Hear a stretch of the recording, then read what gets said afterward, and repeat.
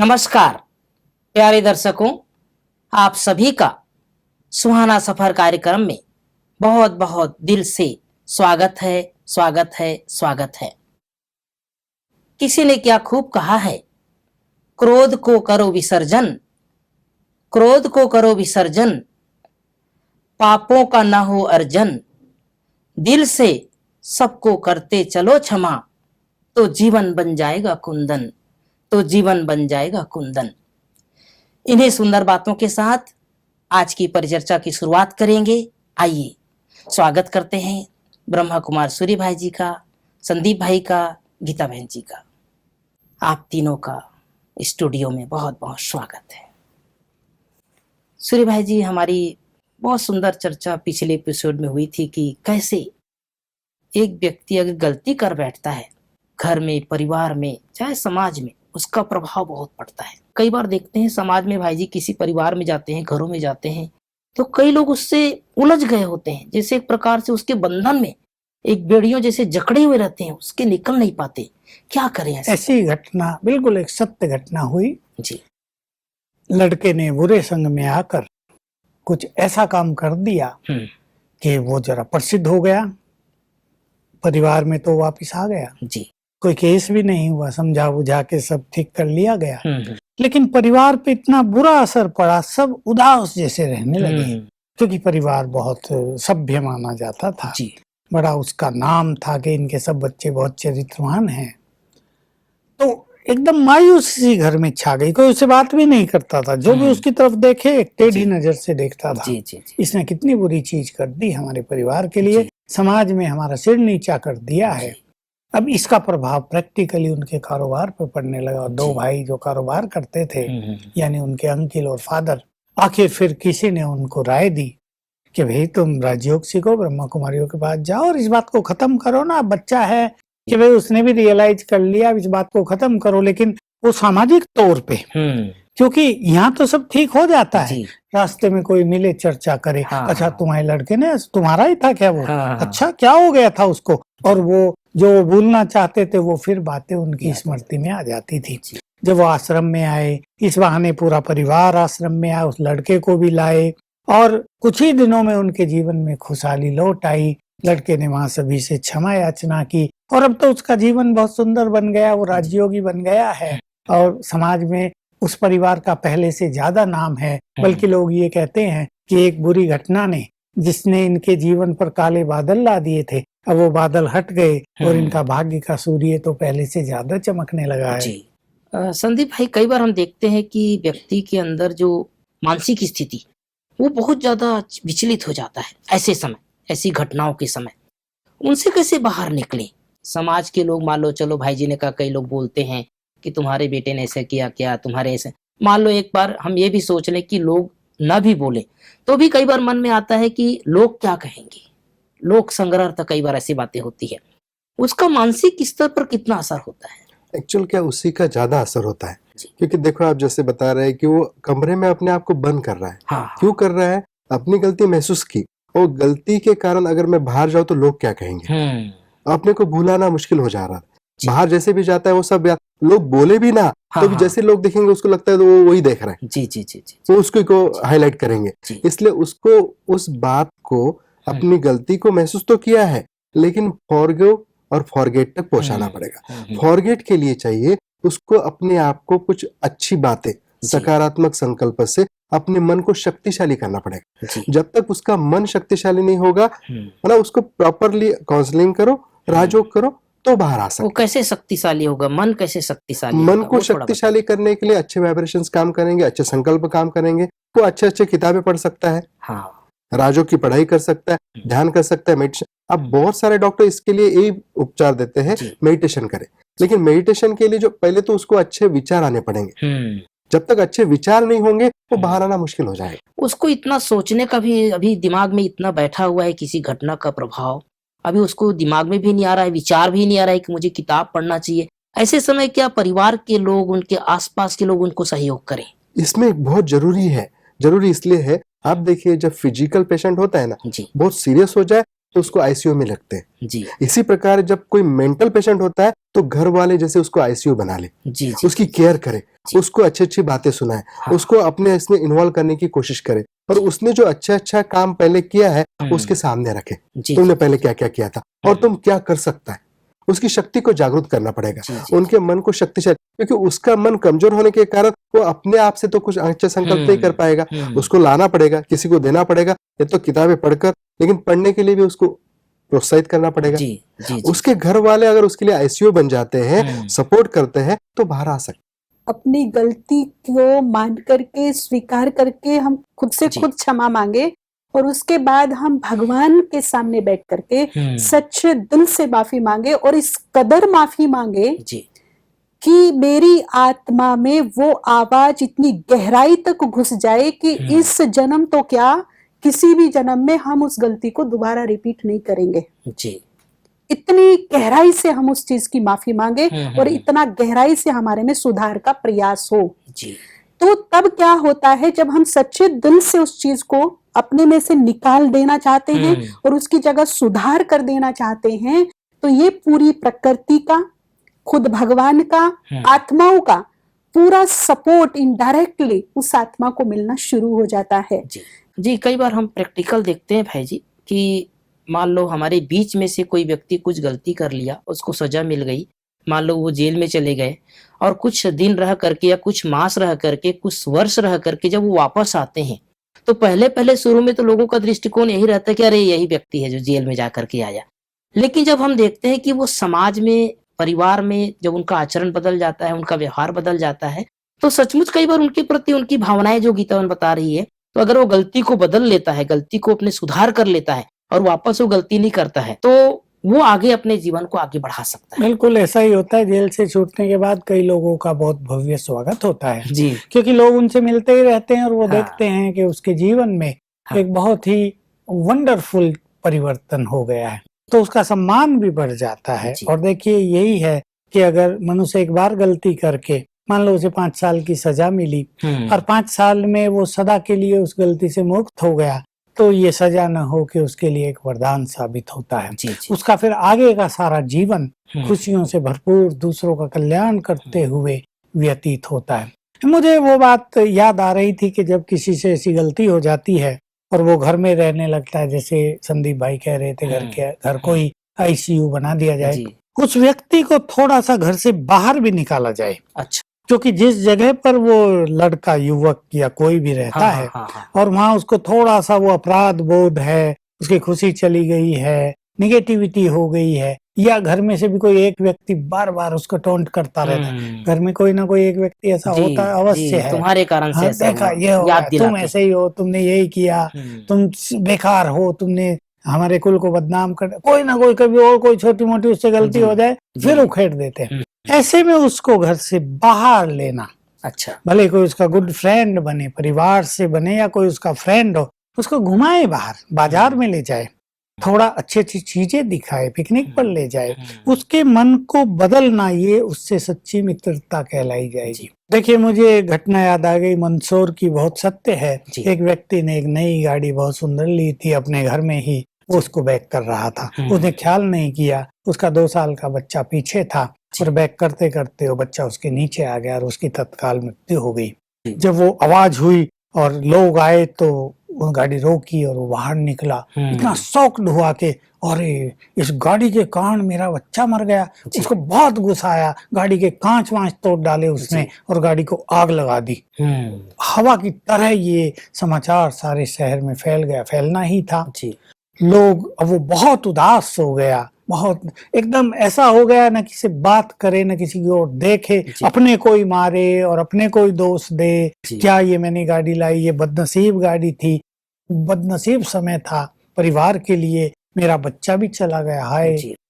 उसकी हाल तो बिगड़ गई, वो भी घर से बाहर नहीं निकलता था। लेकिन कुछ समय के बाद उसके कोई लोग उसके पास आए और सारे परिवार को ब्रह्मा कुमारी आश्रम में ले गए और वहां ले जाकर उनको एक खुला आकाश मिला, उसको एक नया चिंतन मिला, उसको राजयोग मिला और उसको मिला कि भगवान हमारा पिता है, उससे हमारा स्वीट नाता है। उसको एक अनुपम से सुख की अनुभूति हुई और जब उसे ज्ञान मिला देखिए, ज्ञान बहुत बड़ी चीज है कि उस आत्मा का 2 साल का ही तुम्हारे साथ पाठ था, जी जी तो कुछ ही समय में सुनते सुनते उसने स्वीकार कर लिया यही सत्य है। गाड़ी तो एक निमित्त कारण बनी है, पर हमारा उसका कर्मिक अकाउंट ही इतना था और वो पूर्ण हो गया था, उसको जाना ही था।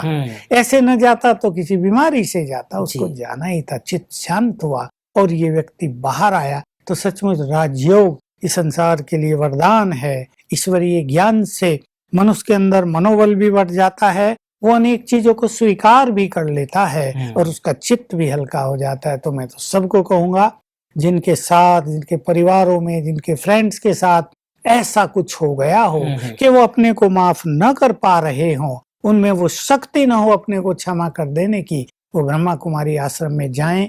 वहाँ खुला है, सबके लिए खुला आंगन है। वहाँ के ज्ञान से आपका जीवन रोशन हो जाएगा। इसका तात्पर्य यह है कि आज हर आत्मा को, मनुष्य आत्माओं को अपने गलतियों से निकलने के लिए, उन परिस्थितियों से निकलने के लिए एक सत्य ज्ञान जरूरत है। सत्य ज्ञान आएगा तभी उससे हम बाहर निकल सकते हैं। जैसे भाई जी बता रहे हैं कि ब्रह्मा कुमारी आश्रम में ज्ञान दिया जाता है जी। और जो लोग इससे अपरिचित हैं वो आकर के अच्छी तरह से ज्ञान योग कर सकते हैं, जहां तक मुझे समझ में आया। और इससे एक प्रकार से रोशनी मिलेगी उनको, एक गाइडलाइन मिलेगी जी। इसमें 2-3 बातें हैं। जैसे गीता बहन जी ने बताया था कि जब हम अच्छे कर्म करते हैं, रियलाइज करके अपनी गलती को सुधारना चाहते हैं, तो बाकी का भी सपोर्ट मिलता है। इसका प्रैक्टिकल हम सब देखते हैं। जेलों में भी अच्छा ऐसा होता है, कैदी जब रियलाइज करता है तो गवर्नमेंट भी उसकी सजा माफ कर देती है। इसी प्रकार सबका सहयोग मिलता है। दूसरी बात जो आपने पूछी कि इस जब तक उसको सच्चा ज्ञान नहीं मिलेगा, क्योंकि सच्चा ज्ञान इसलिए जरूरी है, वो बाहर कैसे आएगा। क्योंकि अभी जो हमारे पास आते हैं, जो ज्ञान के संपर्क में नहीं होते हैं, हम उनको बीच में एक थोड़ा सा युक्ति है बताते हैं कि देखो कुछ बातें ऐसी है जो भूल गए हैं जी। जैसे पिछले जन्म की बातें, वो तो याद नहीं रहती। मतलब भूलने की कला आदमी में है, सिर्फ इस बात को भूलना है। अच्छा। इस बात को भूलेंगे कैसे? तो जैसे आध्यात्मिक तरीका भी हो सकता है, या हम उनको बोलते हैं कि आप जिस किसी को भी अपना गुरु मानते हो, भगवान मानते हो, उसके सामने बैठ करके जो जो गलती हुई वो रिवाइज करो। अच्छा। और ऑफर उनको उनके सामने रखो। उनके सामने जब रखते हैं, हल्के हो जाते हैं, रियलाइज करते हैं कि नहीं, इससे हमको बाहर आना है जी। ये सत्य ज्ञान, क्योंकि हमको बाहर आने बिना, फॉरगेट हुए बिना फॉरगिव होना मुश्किल हो जाएगा। इसलिए फॉरगेट करने के लिए, ये जैसे हमारा पिछला जन्म था, हमने सारा भगवान के सामने स्वीकार कर लिया, ये हमारा पिछला जन्म था, अभी आगे जन्म शुरू। जी जी जी जी जी। तो सत्य ज्ञान से बाहर आ सकते हैं। जी जी जी। तो ये जो ज्ञान दिया जाता है, एक्चुअली ये एक तरह से ऐसा प्रकाश है, ऐसी सपोर्ट हमें मिलती है इससे कि कोई भी गलत मार्ग से बाहर कैसे निकला जाए, ये समझ के साथ सपोर्ट जी, और अच्छे मार्ग पर, सही मार्ग पर कैसे कदम रखा जाए, वो भी सपोर्ट। ये दोनों तरह की सपोर्ट हमें ईश्वरीय ज्ञान से मिलती है। और साथ में जो ये ज्ञान देने वाले हैं, उनका बहुत बड़ा सहयोग हमारे साथ में होता है, उनकी सिंपैथी हमारे साथ में होती है, उनकी ब्लेसिंग भी हमारे साथ में होती है। तो हम बड़ी बड़ी बाधाओं को बड़ी इजीली पार कर लेते हैं। तो ज्ञान का बहुत बड़ा रोल है इसमें। समझ जी, एक सुंदर समझ जब मिल जाती है तो बड़ी से बड़ी चीज भी बहुत छोटी हो जाती है। माना आध्यात्मिक तरीके से ही इन सब परिस्थितियों पर पार पाया जा सकता है। लेकिन कई बार हम देखते हैं भाई जी कि लोग जो ईश्वरीय ज्ञान से जुड़े नहीं हैं, मान लो बाहर समाज में हैं, जो नहीं जानते इस संस्था को, और अभी तक वो उनको समझ में भी नहीं है जो आप लोग बताया करते हैं, वो सहज रूप से कैसे इससे बाहर निकले, इन परिस्थितियों से अपने विचारों को अच्छे विचार में कैसे परिवर्तन करें, उन परिस्थितियों से कैसे बाहर आए? हमारा ईश्वरीय विश्वविद्यालय समाज के लिए एक बहुत सुंदर कार्य ये कर रहा है।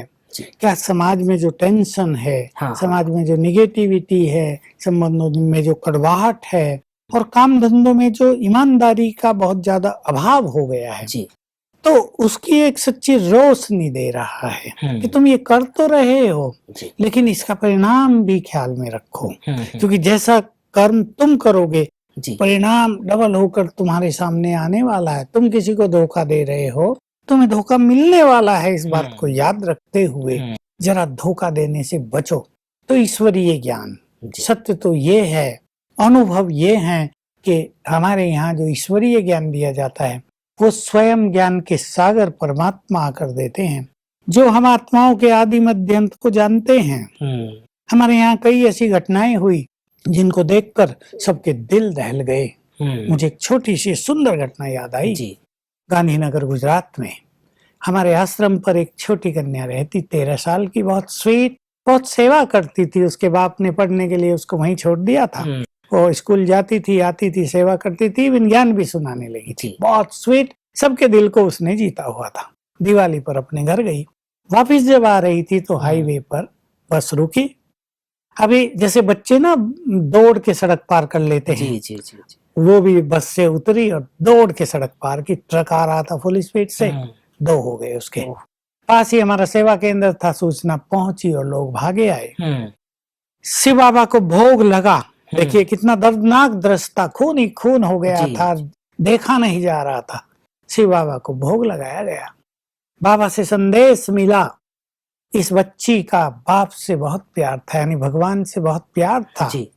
उस प्यार के रिटर्न में बाबा ने इस छोटी सी घटना के द्वारा उसके अनेक जन्मों के कड़े पाप कर्मों को नष्ट कर दिया है। अच्छा, मैंने भी जब ये सुना, क्योंकि मैं भी उसको देखता था, जानता था जी, मैंने जब ये सुना और सबने सुना तो सबके दिमाग शांत ठंडे हो गए कि हम किसी घटना को वर्तमान की नजर से देखते हैं जी, और भगवान की नजर में वो घटना क्या होती है कि देखिए इसका तो पुनर्जन्म अब होगा ही, लेकिन इसके बड़े कड़े विकर्मों का बंधन था इसके सामने जी। वो नष्ट कर दिया। 1 सेकंड में इसको कष्ट भी नहीं हुआ है, इसको पता भी नहीं चला क्या हुआ है, तब इसका पुनर्जन्म हो जाएगा। तो ईश्वरीय ज्ञान इस तरह हमारे चित्त को शांत कर देता है। तो सभी भाई बहनें जो कष्टों में जी रहे हैं, जो दबाव में जी रहे हैं, जो डिप्रेशन की हालत में जी रहे हैं, जो अपराध बोध में जी रहे हैं, उनसे मेरी रिक्वेस्ट है कि वो सब ईश्वरीय ज्ञान लेकर अपने को इन चीजों से बाहर निकालें और जीवन को नए प्रकाश में ले चलें, जीवन को एंजॉय करें। जी जी, बहुत सूक्ष्म बात आप बता रहे हैं भाई साहब। मैं इन बातों के ऊपर और आगे में चर्चा करूंगा आपसे। मैं वर्तमान जो आज हमारी चर्चा हो रही है संदीप भाई, उस पर आता हूँ कि जो हम क्षमा की चर्चा कर रहे हैं, क्षमा लेना, क्षमा मांगना, क्षमा कर देना। आज विशेष रूप से मेरे मन में जो विचार आ रहा है कि भाई अगर मेरे से कोई गलती हो गई, मेरे से कुछ भूल हो गई, तो क्या उसकी क्षमा मैं स्वयं से भी स्वयं मांगू, स्वयं भी अपने आप से चर्चा करूं कि मेरे से कोई गलती हो गई है, अंदर फीलिंग करूं, अंदर महसूस करूं और उसको समाप्त करने का प्रयास करूं? ऐसा भी होता है जी। इसमें क्या है, अपने आप को माफ करना जी। जब हम अपनी गलती को स्वीकार करते हैं, स्वीकार करने के बाद अगर माफ नहीं करते हैं तो फॉरगेट नहीं होगा। अच्छा, आगे नहीं बढ़ेंगे। हाँ, जब तक वो कंप्लीट नहीं होगा वही अटके रहेंगे जी। जैसे शूटिंग चलता है, वो अटक गया, रुक गया, कंटिन्यू करने के लिए वो पार्ट को डिलीट करना पड़ेगा। उसको ये अनुभव करना पड़ेगा कि ये हमारा पिछला पार्ट था, ये पार्ट कंप्लीट हो गया। वो तब जब ये रियलाइज करता है तब वो बाहर आ सकता है। लेकिन रियलाइज करने के लिए उसको 2-3 बातें चाहिए। अच्छा माहौल भी चाहिए, अच्छा ज्ञान भी चाहिए, अच्छी बातों का संग भी चाहिए जी। जब उसको ये सब बातें मिलेगी तो बाहर निकल सकता है जी जी जी जी। क्योंकि हर कोई चाहता है आगे बढ़ना, साथ साथ उसको उसके कर्तव्यों की भी जानकारी दी जाए, ज्ञान दिया जाए। अगर तुम ऐसा होगा तो तुम्हारे ऊपर जो डिपेंड है उनका क्या हाल होगा। हाँ। उसको अगर ये इसके बारे में बताते हैं तो बाहर आने के लिए तैयारी हो सकती है। गीताबन, बहुत प्रैक्टिकल इसके ऊपर कैसे हम कुछ संकल्प करें वो बताइए, जिससे हम हमारे दर्शक जो है इसको अपने घरों में, परिवारों में भी कभी समय निकाल करके कर सकें।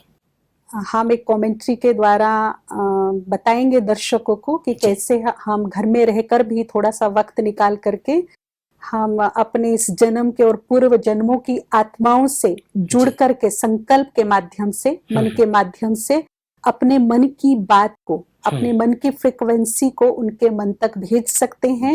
और जिन आत्माओं के मन में मेरे प्रति क्रोध, उग्रता या बदले का भाव या नेगेटिविटी है, उसे कैसे हम शांत कर सकते हैं अपने मन से, तो वो मैं कमेंट्री के माध्यम से बताना चाहूंगी। सभी अपने मन के विचारों को शांत करते हुए अपने मन में एक शुद्ध और दृढ़ संकल्प लाएंगे। आज हम तीनों लोकों का सबसे बड़ा दान देने चलेंगे, जुड़ेंगे उन आत्माओं से जिनसे मेरे कड़े कार्मिक अकाउंट्स हैं, कड़े हिसाब किताब हैं, चाहे वो इस जन्म से रिलेटेड आत्माएं हैं या पूर्व जन्मों से संबंधित हैं, चाहे मैं उन्हें जानती हूँ या अनजान हूँ। अपने मन के संकल्प से उन सभी आत्माओं से हम जुड़ेंगे, आह्वान करेंगे उन आत्माओं का, अपना संकल्प इस तरह भेजेंगे, वो सभी आत्माएं मुझसे जुड़ जाओ जिनसे मेरा कड़ा कार्मिक अकाउंट और मेरी मन की बातों को सुनो, मेरे वाइब्रेशंस रिसीव करो, महसूस करें वो सभी आत्माएं मेरे से जुड़ गई हैं। अब जो भी मैं विचार अपने मन में उत्पन्न करूंगी वो उसे रिसीव कर लेंगे। पूरे विश्वास के साथ, शुद्ध भावना के साथ, स्व इच्छा से आज मैं उन आत्माओं से क्षमा याचना करना चाहूंगी जिन आत्माओं को इस जन्म में या पूर्व जन्मों में मेरे से किसी भी प्रकार का कष्ट मिला हो, तकलीफ हुई हो, दुख हुआ हो, टेंशन हुई हो। हे आत्माओं, जाने अनजाने में यदि मुझसे तुम्हें किसी भी प्रकार का कष्ट हुआ हो तो आज मैं अपने परम पिता को साक्षी रखते हुए खुद की स्व इच्छा से अपनी भूलों को स्वीकार करते हुए सर झुकाकर आप सबसे क्षमा याचना करती हूँ। हे आत्माओं, मुझे क्षमा करो, क्षमा करो, क्षमा करो। अब वो आत्माएं मेरे मन की बात सुनो जिन्होंने मुझे कष्ट दिया, मुझे तकलीफ दी, मेरा अपमान किया, मुझे धोखा दिया, मेरा नाम खराब किया। आज मैं अपने परमात्मा को साक्षी रख के बड़े दिल से तुम्हें क्षमा दान करती हूँ। हे आत्माओं, सच्चे दिल से मैं तुम्हें माफ करती हूँ। तुम्हें हर कर्म बंधन से आज इस क्षण मैं मुक्त करती हूँ। ये दोनों प्रकार की आत्माएं जहाँ भी हैं, मेरे आसपास हैं या 7 समुंदर पार हैं, मैं जानती हूँ या नहीं जानती, इस जन्म की हैं या पूर्व जन्मों की हैं, ये जहाँ भी हैं, ये सदा सुखी रहें, खुश रहें, निरोग रहें, निर्विघ्न रहे। इनका सदा ही मंगल हो, भला हो, कल्याण हो, कल्याण हो। ओम शांति। बहुत सुंदर लगा। आपने कमेंट्री के माध्यम से हमें सिखाया कि कैसे अपने मन को शांत करना है और क्षमा लेना है, क्षमा करना है। इतना मन शांत हो गया कि कुछ कहने का मन ही नहीं कर रहा है। आप तीनों अपना बहुमूल्य और कीमती समय निकाल करके आए, पुनः धन्यवाद। प्यारे दर्शकों, हम सभी अपने जीवन में इस यात्रा में थोड़ा समय निकाल करके अपने मन को इस तरह के विचार लाएं, मन में सुंदर विचारों का बीजारोपण करें, जो आज गीता बहन जी ने बताया। क्योंकि किसी ने कहा है, सबसे उत्तम कर्म है क्षमा, सबसे उत्तम कर्म है क्षमा, सब धर्मों का यही है कहना, सबका जीवन हो भवसागर पार, परम पिता का यही है कहना। इन्हीं सुंदर बातों के साथ आज आपसे विदा लेते हैं। पुनः मिलेंगे, तब तक के लिए नमस्कार।